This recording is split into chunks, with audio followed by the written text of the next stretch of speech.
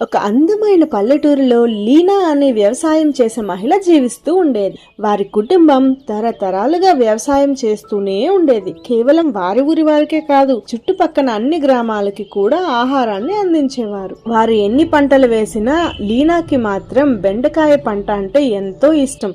తేజోవంతమైన ఆకుపచ్చ బెండకాయలను సంపద మరియు జీవితానికి సంకేతంగా భావించేది. కానీ కొద్ది సంవత్సరాలుగా వారికి పెద్దగా పంటలు పండలేదు. దిగుబడులు బాగా తగ్గిపోయాయి. ఒక ఉదయం లీనా తాను పండించిన బెండకాయ పంటలను చూస్తూ ఉండగా ఆకాశంలో నుంచి ఒక ప్రకాశమైన కాంతి భూమి మీద పడుతుంది. అది ఒక బంగారు విత్తనం.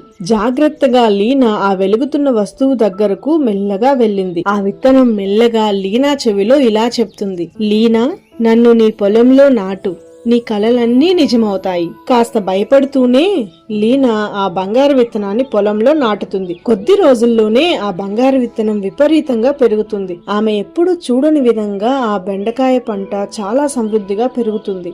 కొద్ది గంటల్లోనే అద్భుతమైన బెండకాయలు కాస్తాయి. దాని కాయలు డైమండ్స్ లాగా మెరిసిపోతూ ఉంటాయి. కానీ ఇది కేవలం బెండకాయ పంట మాత్రమే కాదు.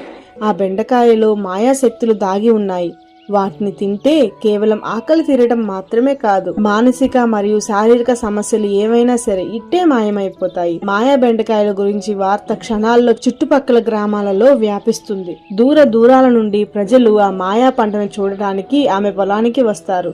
లీనా కూడా చాలా మంచి మనసుతో ఆ కాయలను పంచడం ప్రారంభిస్తుంది. అద్భుతంగా ఆ మొక్క చుట్టూ ఉన్న నేల సారవంతంగా మారి మరింత తేజోవంతంగా పెరుగుతుంది. త్వరలోనే ఆమె మొత్తం పొలం పచ్చందనంతో నిండిపోతుంది.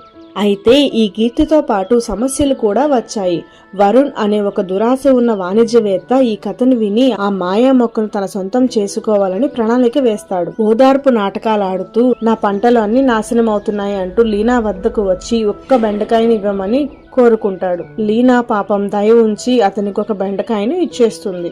అయితే వరుణ్ అంతటితో ఆగలేదు. ఆ రాత్రి చీకటిలో అతడు మొక్కను దొంగిలించడానికి వెళ్తాడు. అతడు దానిని తీయబోతున్నప్పుడు ఆ మొక్క తేజస్సుతో మెరిసిపోతుంది. అప్పుడు ఒక్కసారిగా ఒక పెద్ద శబ్దం వెలువడుతుంది. ఆ కాంతి వరుణ్ను చుట్టి అతనిని అక్కడి నుంచి మాయం చేసేస్తుంది. ఆ ఘటన తర్వాత ఆ మాయా మొక్క గురించి విన్నవారు స్వార్థంతో దానిని పొందాలని ప్రయత్నించకుండా ఉండటానికి ముందే ఆలోచించేవారు.